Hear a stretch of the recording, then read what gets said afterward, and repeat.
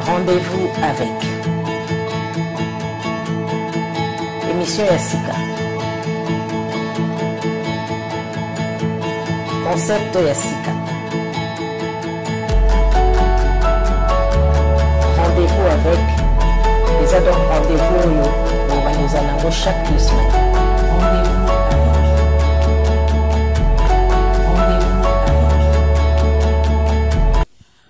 Bonjour chers internautes dans tous les coins et recoins du monde, là où vous vous trouvez, les amis de Kouli Media TV, avec votre humble servante Zizou Zidane Zetiamounene, comme Karande Tozo Tambola Tozo Luka Luka. L'actualité l'oblige, hein, les magamini les autres bouger, Congo bouger, alors il faut tout le cas sakolia solo, tout le cas prophète, tout le cas ba yebikati, oba osola bosolo, oba zolo bandenge ni les autres qui ne peine à l'imemia nyon surtout, les autres comme on a prophète John Gefa nakati ya isika na ye ndenge ni trosola lelo en long et en large comme de balobaka oye na mboko ya landa lokolo mboka na yo ki bazoloba prophète John Gefa Losako mama isanola jigoti lonkema to banana na prière liboso tata nzambe na lola to pesi mi ba imisa to basanga yo na kati ta pesi mission ya boko na yo pesa mama journaliste oyo Maëlle Boigna, alobi te pa na yo, to banana to suka na yo na kombo na Yesu Masiya. Amen. Amen. Pasteur John Gefa Losako. Mbwa asui mbwa te. Prophet John Gefa Losako. Matoyi elekaka mutu te. Prophet John Gefa Losako. Telemi lokola moto bosusu ta ba imboko be. Prophet John Gefa Losako. O mwa ta mabe ya mobuta teka mboka te. Yasuka tolobi Prophet John Gefa Losako e. Kolilo nde mokonzi. Chokolilo nde mokonzi lelo nde lelo bandeko eyindi na mboka. Boni santé ya Congo mobile. Donc Congo m'a médiocre parce que les pays déjà ils allaient et dans la bloc cadenas. Parce que fait dollar hein, et comme il y a 18 000, 19 000, les gens bah, on parvient sur la Goliath. Donc les dégâts déjà dans la carte du Congo. Tout le Congo, je ne crois pas parce que mes collègues ont tout le coronavirus, mais tout le na vie sociale na banza. Na banzala nyo surtout e mati donc depuis balobaka 4 jours na confinement mbalamon bon mané mata bloko e mata e kenda libéra donc mutako kitango baisse le prix ça la matin mboka Congo ka os mais le gouvernement se prévoit montant une opportunité au sein de l'état hein tant l'état zo ko kayango il faut l'état va démissionner. Parce que le ministre de l'économie, rôle n'est hein? Rôle ministre de l'économie. Hein? Attends la économie à peuple ya Congo. Hein? Bah, hausse des prix, ministre de commerce. Attends la bilo que zoma tava quitte yango pour mboka tambola. Hein? Qui est quitte ou éviter? Pas 10 coups de dollars 19 000. Tu fous ta banda on a dollar. Tu fous ta banda classe on a dollar. Mais bah fous ta banda on a franc congolais. Déconfinement, tu as le confinement. Nani ako vivre madame musoka bango moko na bango moko pe c'est mboka ekotambola bongo oloba te toloba na bango ba bongisa hein tango ba kitisi pétrole essence ekiti moko to bete bango maboko mais ba kisape biloko hein ba bongisa pe mboka ekozala avantage pour la banque en total il va monter zo bima belé to comment na to zo kene ndeko la biso prophète John Gefa to moni ba rire ya ba papa na biso ezo sa ba papa ndenge nini ba monta minene o ezo bima o te o yazui aussi le temps va 50 mois un pays c'est ça ezo sala bango mabe ya koleka hein parce que 50 mois impayé mais ba millions de millions ezo bima hein ata nzambe na lo la kondima te hein. Article 58 ya constitution lobi biloko nyonso ya kita ya mboka congolais nyonso na droit ya kokabola ndenge bon équitablement to kabola to tia na basani boite tango zo futa bato ozo pesa ba prime ozo sala boye ya kokabola ngo mais ekendaki pa masaro na ba kamere na epa ya ba mundela na komo nani Jaman akoy pe star awa c'est Jaman na mboko ninga comme ça ba star ezaka yango c'est bon ordre national yango ozo mona ke mboka kwai hein économie na biso za par terre rien ne marche au Congo dès que batona bazali bazon simbongo te to na chaos total On a besoin que Simbongo te besoin na chaos total parce que basala nzambe pe bazo beta mabolongo ouais. Maintenant toke na makamba basala nzambe to moni et tu koleka mo mke total phénomène sextape to moni Denis les Sazaki na auparavant après to moni Coutinho Fernando lelo to komona pasteur Mukuna évêque lelo toza to banai na sextape après to kokote lelo na ma FCC qu'en est-il na dossier ya Mukuna lelo azana kati ya prison makala. Bon dossier ya Mukuna il faut dire clair, ce n'est pas parce que là-bas, Naïbi Motamaki, Kabila le père, ce n'est pas FCC, mais FCC à côté de Sima et à moi, sur. Dossier à Mukuna, ce qui a livré par Serewan. À John Saki, moi, sur. Mais ma cambo est zade. Hein? Ozoka. Oye, bien vu, maman. Ce que tu as dit, les garamoutoute. Ata Moutango, za mounene, n'engenyon, so jamais ma toi et les garamoutoute. So, mais comment ça? Hein? Et cela, il faut que catholique. Hein? Oyebi, et là, quand on a vu sur Bassan Nzambe, Ezali Galate 5, verset 22. Les fruits du Saint-Esprit, c'est l'amour, la patience, la bienveillance. Ce sont les fruits. Hein? Chandelier, dans la 9 mois, nzete. Nous, ce l'accent, hein? Fruit, ya Saint-Esprit. Tango, likamoya, attends, le même FCC na bango na banani bon, ça n'a rien à voir. Mais ceux qui vont dans la bombe, en na yobani. Azana rage. Hein? Alors qui c'est na rage? Soki mwasa mobile ngabo ya mwasi nini? Mwasi na muibi, azandumba, azana ndoki. Biloko bo, misato. Hein? Ne pas benga na mwasi wana ken. Abosa ni bo la munyoso mwasi wana salakai. Hein? C'est comme ça. Et là ko Mukuna. Mukuna là ko memene makala za dossier ya mwana mwasi oyo Mimi Chibola. Pe moluba lisusu. Ne connaît moko yango ko kamwa te Bible lobi na Matthieu 10, verset 36, l'homme aura l'ennemi, les gens de sa maison, de sa famille. Hein? On se comprend. Ce qui a salaki dit makamonaï, banyomi titi a salaki. Azubi mambongo apesi mona mwasi onate. Espé a bengiye apesi $1,500. Babota téléphone, zwa mokanda lopango pesa mona mwasi onate. Mais alors tokoloba nyonso, mais lelo Mukuna évêque azana kati ya prison te. Ozomona tango ya koti na prison sikoyo po bazila ko basamba normal eleka nalobaki na évêque na ba na bino évêque na 80% ya prison 20%. Oui, nalobaki avant bakanga 20% ko zonga ndako. Effectivement, il est parti. Ce qui état de droit ezalaki. Pourquoi aye bosambisi botiki akei bosambisi botiki akei pour cette condamnation parce que yeka mbala moko kuna pona nini soko moni mwana na soso atondi nsungu loba mama azawana eloko ebomi vie yango wana koyoka te et pas azali trop na tribalisme hein lelo ndende kolanga mutu azali président mais abosani ete tu sais que azali muluba te mais azali président ya République démocratique du Congo faut koyeba yango eloko ebomi Mukuna évêque Mukuna yango wana orgueil pe koyoka te na mingi ya koloba te je ne peux pas lui condamner parce que toyebi mingi to koloba ngo tango bakangi Mukuna te hein mais les messages se lavent en famille. Tobombo etikali, et là on te retire les micros. To yeba moya ko bundela hein, ndenge ni poser ko kende poto luka moya to libérer. C'est ça le problème. Mais prophète John Gifana, moi suis na zaki ba moyen te parce que soit zaki na ba moyen nga déjà engagé ba avocat depuis pour balendele makambo ya bien na ye o abandele ko landa pas pasteur Mukuna. Mais ya Zimbongo wa bien na ye mon côté. Papa mbali na ye azaki prophète ya Mukuna azaki na basibo mibale. Première femme a 8 enfants. Yende deuxième femme na mwana bo moko. Tolobi bien mwana mwasi wana ki na mbongo te. Akamata ki baba kamana ko yebisa mokonzi moko. Hein? Mokonzi wana akamata ngaka yango na secrétaire général PPR. On nani prophète John. Mestre ya zone de Kinshasa. Hein? Yende akamati mwana mwasi wana ke na epa shadari. Ndelo kwa makambo ezalaki boye po mwana mwasi na mbongo te ya kongaje ba avocat ko benga avocat te nde ba financer nde ba fungoli likambo te. Prophète John, moi ça zaki na mbongo te prophète Chadari mtu a sali makamyo surtout na pour que a commater na niveau na remema avec Mukuna ba vidéo ba nini kotambusa est-ce que tu as la preuve ils ont accusé monsieur Chadari tu as la preuve te parce que to ki biso tourner ba lobeli boye to na ba audio hein même partage ya mbongo moi moi simo kabimi alobi partage ya mbongo ba kosaki moi moi na mbongo wana alors problème Mukuna ezali un peu flou c'est un problème politique.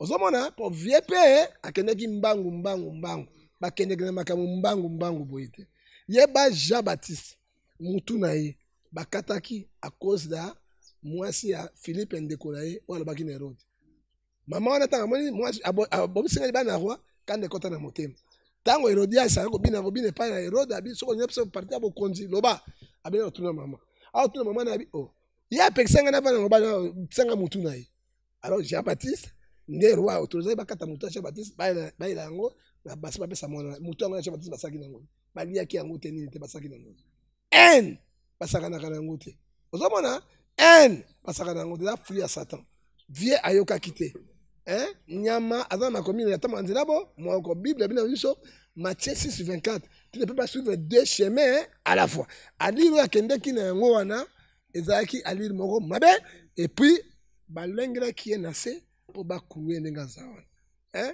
ce qu'ils ont fait continuer faire lando nde basali na kati ya mokuna mais pourquoi basali na mokuna mais oyo ezalaki les choses graves oyo ezalaki ya mbie batiki mbie libana mpona ça dit quoi nasuki wana mokuna mbie bazaka ni moko mais baza ndenge moko mais mbie ali bana pe baluba bon ba passer solo bilanga ekela ndenge wana eza bongo te mbie batiki ye parce que mbie akota makambo politique te mbie alobaka makambo ya bango ya ba oyo ko dénoncer bango te mais mokuna ye aliaki na Kabila lobi lelo aye tala so ozolia na diable il faut ça fourchette à moulay parce que soko ba na diable boy makila amelaka 20 ezaka makila moto misuni aliaka nde moto il faut liaka nde mosika anga beto kusikiva mosika mais vie ayebaki eloko wana te Deutéronome 28 lobi un homme prudent voit le mal de loin il se cache c'est ça le problème avait patriotique vina bango eza nini par rapport à arrestation ya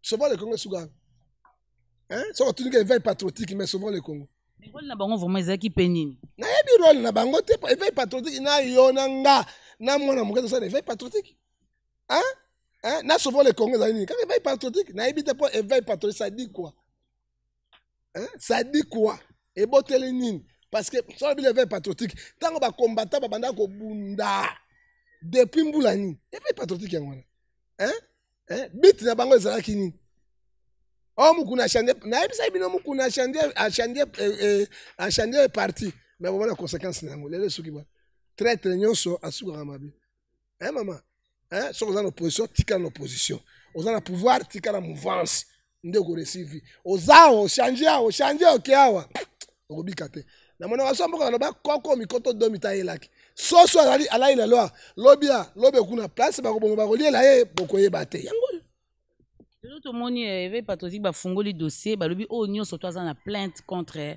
le président honoraire Kabila Kabange aya kuna aya kotia c'est que bango moko baza forte bazoluka ba pui batu baya ba kota plainte pour que bazwa force ou comment bakatende batika biloko wana za na zado batika biloko wana avocat azali au-dessus de la loi te olaninga tout Congolais sont égaux devant la loi l'article 12 de la Constitution il y a katende avocat mobimba ebita législatif congolais protéger ba président na ba président honoraire et protéger ba sénateur ba député bas en fonction il y a avocat ebi biloko yote dès que Kabila zali parlement ezali poursuite judiciaire mo Rolanda bango ezate ayebi yango te sauf za moto opposition ya bi tseka na ba kuna na potoni makamba Congo ekobima liba ekosuka na Congo ezola sani aza ko défendre Kabila parce que bazali na coalition bakatende bate baza offenser mukuna ko offenser balotika la plainte oya salai Jean-Pierre ezali na bangi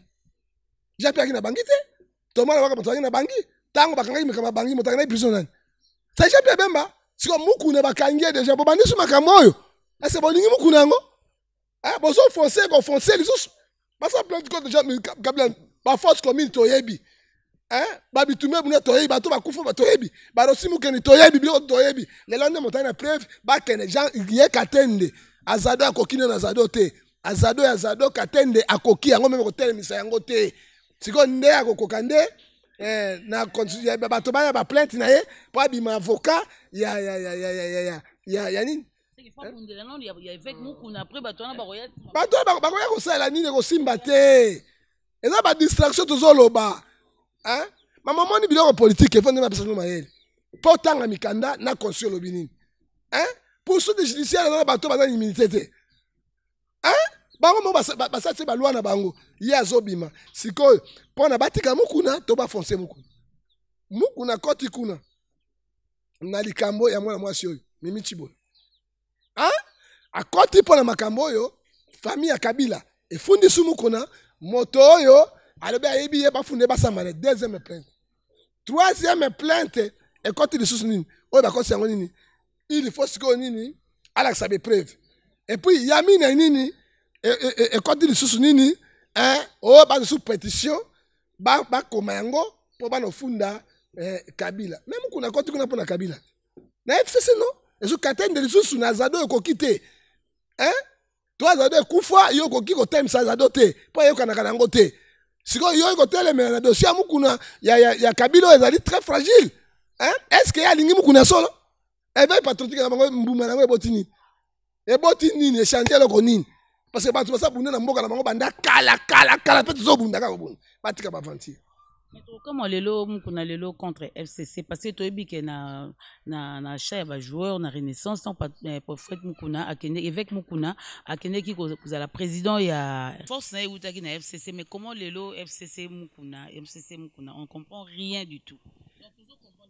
Mais otobimboa simboa vietanga monaki Tshisekedi azuna pouvoir akanisaka de soka changer position nde sikoyo akozala makasi akoleka au contraire changer position ememi ye na nzela ememi ye mama kuna tokokota te parce que ntango baliaka bambongo na bango bazalaki na bashaya bajoueur na makambo na bango biso tozalaka te me ngai nakoyebisa opinion nationale internationale mokolo Renaissance ce n'est pas mukuna mokolo Renaissance ezali Kabila moto afungolaki Renaissance ntango motema pembe baki na discussion na bango mukuna alobaki mutema pembe suscité ekoma suscité mutema pembe suscité il y a du Renaissance comme ça Renaissance société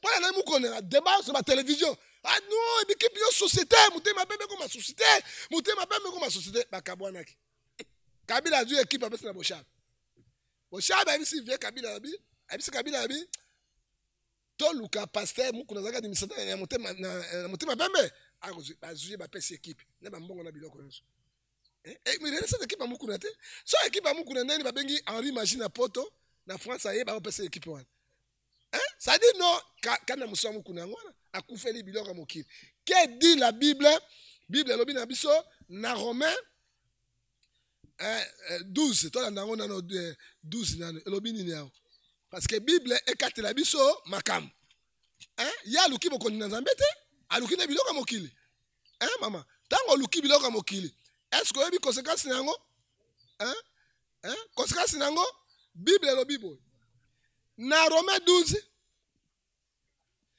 na 17 ne vous rendez point le mal sur le mal, recherchez ce qui est bien devant l'Éternel, si est possible autant cela de vous, soyez en paix avec tous les hommes.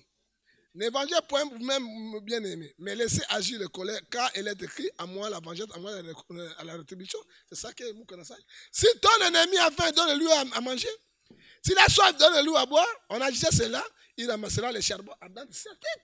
C'est que nous avons ça en tant qu'homme de Dieu, l'ikamoyo, Biblia, elobi, nabiso. Like 12, elobi nini, na verset 34. Tu comprends ma camote, bande konangai. Comprenez que c'est un homme de Dieu, on doit se référer à la Bible. Donc, Soka Lobi, il doit se référer à la Bible, c'est normal. Donc, pour te comprendre, Nini Azoloba. Et là, Nini Yango, Elobi, Pona, Tokata, Likambo Oyo, Ezopesa, Bananzambe, passe. Mission Nabiso, Ezali Biloka Mokilité. Mission Nabiso, Ezali, Bananzambe, Babongwama, Bateya, Li Loba, Ya Nzambe. Soki bakoteya Li Loba Nzambe, Nde Nkolo Akosala. Ebisibiso Boye.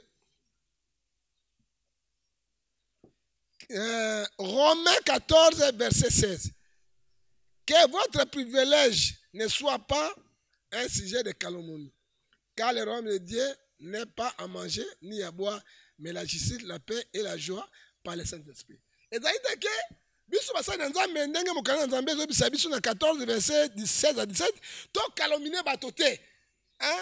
Na yebi mutu abumaki, oya abumaki Kabila le père. Siko babi pesa biso be preuve, et siko zalaka babete Kabila le père Masasi. Est-ce qu'il y a kolobango kalomuni? Mais mission namba pesi biso awa to luka bokondi na Nzambe. Et ezali poto lia, to mela to langwa te mais la paix, la joie et la patience. C'est que via lingaka sala yango. Mais amemi makambo yango na bopagano. Nde memi na pasi. La Bible est claire. Et Mimi n'a pas si on voit les 25 tous et la tribunal on continue la tribunal. Les 25 en gros tous on a deuxième procès à monsieur Vital Kamerhe a accusé même Mondeni Makamka ils ont les Kanamboka par rapport il y a dossier Vital Kamerhe un mot sur ça et puis tout le Kana Massaro il paraît déjà basi bazui monsieur Massaro. Massaro toke plus vite pas aussi ça. Massaro non Vital Kamerhe. Vital Kamerhe dossier on a de la honte parce que Vital Kamerhe a tangi bato. Abi je n'étais pas seul nazaki na bato. Et puis bato yango nyonso na bureau ya cabinet ya président de la République. C'est ça qui est très grave. Mais un conseiller spécial, ambassadeur itinérant. Il s'est contredit la deuxième ligne. Non atangi yango c'est contredit atangi bango ezo l'accepter. Soki bureau ya chef de l'État et comme une association wana nyonso pas yango ezali au-dessus de tout. Et là quoi il salema na bureau ya premier ministre ou bien na bureau ya ministre de finance. Mais ça les mis na kati ya au sommet. Et puis bango tout atangi bango parce que oyebi Kamerhe azali na ndako ya roi. Pona Moïse abune na Pharaon bokolaki Moïse. Moïse a eu 4 coins sur ndako ya Pharaon. C'est comme Kamerhe. Ayebi président Simobimba ndenge ça. C'est lui qui était le directeur du cabinet. Aninga ko ya yemo côté. Soko landi na arrogance Kamerhe azo viser chef de l'État. La deuxième procès abi chef de l'État zaki au courant na makambo nyonso. Est-ce que obenga chef de l'État osamba wana? To soki wa. Daniel Massaro, ce sont des bandes de criminels, des bandes de voleurs. À Zimbongo, illégal, à Telemi, à Dumouana, Tomboli Yango, biso ba Congolais ba mesile biso ba nyama. À Kimaki Gaboto Bazafilité, Azalaki Kana Kinshasa bakangi na po awa na Kenge. Alors Massaro le azali à la tribunal, ce sont les associations de malfaiteurs. Ron na biso zani. Na basa ba procès na bango tozade ba boto na mbongo Massaro wana nyonso ba jonga na ka congolais pona to construire mboka. Ba ko zo mbongo ebele boy, na ba mida, na ba Kamerhe, na ba somi ba ndako, Kamerhe na Miami na ndako 19 millions de dollars, même atterrissage avion zali na Miami États-Unis Miami ezali ville ya kosaka nango te. Azoki mboka ngo. Kamerhe akoteka ba mbwa. Oui. Baza sous-informé. Kabila bwakaki na 18 ans yaki chômeur. Tango komi ka bokonzi na awa na nini moko full market moko azwaka biloko ya mbwa ya $50,000. Pas ateka ba mbwa ba $1,000 ba $500. Ye na ngandu. Ngandu pesa ba kopi wana oteka ba mbwa. Aussitôt kopi salemi Kamerhe tiko teka bambwa allez milliardaire multi ya zoki bambongo ngwa Congo iko tika kaka mboka mobolea mboka mobolea mopotu do biso ba congolais to na droit et l'autre côté alors Massaro bakangi ngai na juste Romain ayebisi biso na 13 verset 4 to tika ba juji ba salamisana na ba. Au fait, John Gefa, yomoko tatukishi oboyi yango pour l'année. Créer le problème comment? Na boy tatukabishi pas na mona kitina. Tatukabishi na mona kitina moko te na koma na moluba penda solo tatukabishi. So moi ba photo na tuna monyere. Na oyo na monyere ata 20 à 30.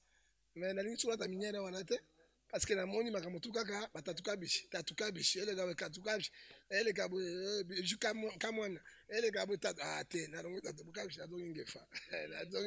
On est avec Jean-Marc Kabundi un mot. Mais Jean-Marc Kabundi dans bango mo de personne va ko funda alors na bisa Jean-Marc Kabundi o bozo sala wana bozo sa piège na bino moko. C'est la confiance du chef. Confiance du chef, c'est que le chef pas majoritaire, tu n'as parlé. Mais qu'est-ce que le chef doit faire? Le chef a dû être conseiller, toi spécial, à faire tel. Parce que le Parlement va destituer. parce que on a beaucoup touché Kabila ici. Donc jamais Kabila n'a touché Kabila, n'a pas vérité. Il y a un c'est bien. Alors pays qui dirige qui? Non, le vrai président, mais n'est pas allé roi. C'est ça le problème. Il faut tout mettre. C'est ça le problème, photo mituna. Vraiment, on est congolais, on doit rester congolais. Si on est congolais, tu dois rester congolais. Il faut tout ça lutte, auto bunda. Nous moni ba prophète John Gifa ba côté lutte, oh c'est pas pour rien parce que ça fait mal, hein, ça fait mal. Ba montant ils ont bimalamboka vraiment. Ils ont lengi ça mité mais pas jeune garçon, ils ont un phénomène kuluna. Il y a des phénomènes ba tu bazan insécurité, les jeunes ne savent pas kende wapi ba zonga wapi, mais car mboko ezana mbozo ba mbongo ezate même mbongo ezali.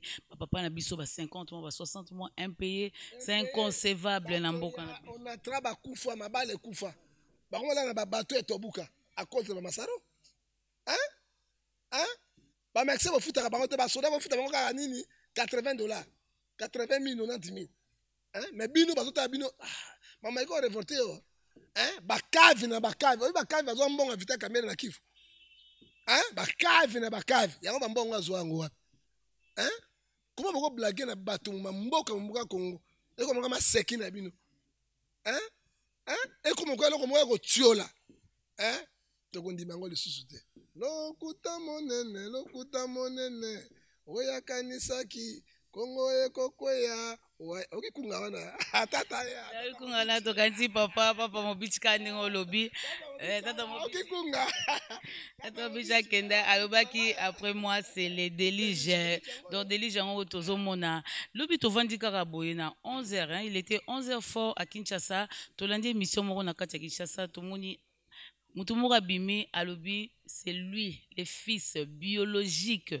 Il y a fait Laurent Désiré Kabila. Tu comprends et basculer qui après un moment tu as arrestation naé. Vraiment tu éviter. La fois passée tu as en Afrique du Sud Étienne Kabila le lobby tu as Ibrahim Kabila atangi ba combo atangi ba mama baza sur 6 on ne comprend plus rien. Yao Kabila ngo le père agine mutandongo. Hein? Roi basi kili. O wana zai ba mburiye mo. O mo dossier na kolobango mingi te. Eh maman. Ndenge babanda biso toyebi te. Famille ya bato biso tokokota te. Mais so bi mbwa su mbwa. Po bato bafundaki mukuna. Oh, yo lobe bi moto mai papa na biso. Biso tokofunda yo. Mais oyo abimi lelo Etienne te comme nani? Ibrahim abimi awa. Oh, na ko déclarer na ba moto ma papa na ngai. C'est bien besoin pousser le mukuna. Mais pourquoi pas pousser Ibrahim te? Bon, ce qu'il y a Kabila le père était. Hein? Toi, il y a Kabila le père. Comment bon funda ki mukuna ba maki ba yebi ete. Ibrahim ba yebi bangote. Maman, eza ba désordre. Eza lo yenge ya pamba ezanga tina, ya ba distraction. Ba tika so sa ba aventure. Hein? Ba tika ba aventure bazo sala. Hein? Côté ba uta to yebite. Côté bazo ya ba yebite bozu ba mbongo na bino bo van. Et puis il y a moi na Laurent Désiré Kabila. Pour Etienne Kabila bimaki. Oh mon soeur abimi.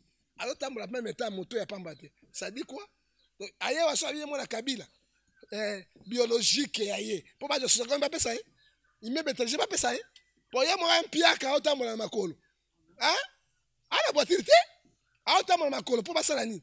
Mais moi, là, le bout, on peut ça. Mais c'est un test ADN. Maman, test ADN. Moi, na mon sous-sous. Parce que na échographie. Moi, moi, na moi aussi. Mais à bout, moi, na mobile. Ok? Mon ADN, il y a solo, mon taïbi kakanzan. Hein? Est-ce que qui kuruza benga omesi ponani badu pigeon makila nae makila moto badu ya ngulu ya mbwa basangisi batindi yango oya pigeon ebimi négatif hein o nyoso moto na bangulu na mbwa so ebimi négatif bana coronavirus ale kuruza bengani bango hein kuruza bengani omesi na abengani bango na Burundi hein ozoko mona test ADN lobi eloko moko te. L'état des droits exactés donc tu vandi kaka ya bimina ya lobi na ye na mwana ye koti ambouye na test ADN net yo zalia nga ko so pe makam ndena so mona bo Rwandese mo bibo mais on sait qui ndena so mona bo Rwandese mo na ko so likam ngala musakata na lobi mabete oza musakata mais so mai ndombe ko bandundu na Équateur non bon siko so na moni onde wa mo bimba bo na ko beto di babe na ba ba Rwandese zolo na denini côté comprendre yango. Déjà beti mo ba fait boy. Dabi oh il y a la rwandaise. Or que yo mo sakata, ça dit rien pour mota jouer longia moto et lobby est l'autre côté. O wana za ba mburiema mama nanga. Rwandais ba côté na gouvernement. Ba côté bazali plein infiltré ba bota na basi na biso na biso ba infiltré sont là. Oh ya zo luka to ba pesa Sozacom, ya zo Sozacom. Bana mobutu ba Sozacom. Azo Sozacom. Ese bana mumba zo ka Sozacom. Ya zo Sozacom. Bana ya Kasavu ba zo Sozacom. Hein? Pour ngai, le peuple congolais, ezali bamburiema moko inutile. Et puis mission à sango, ezo be mamakam.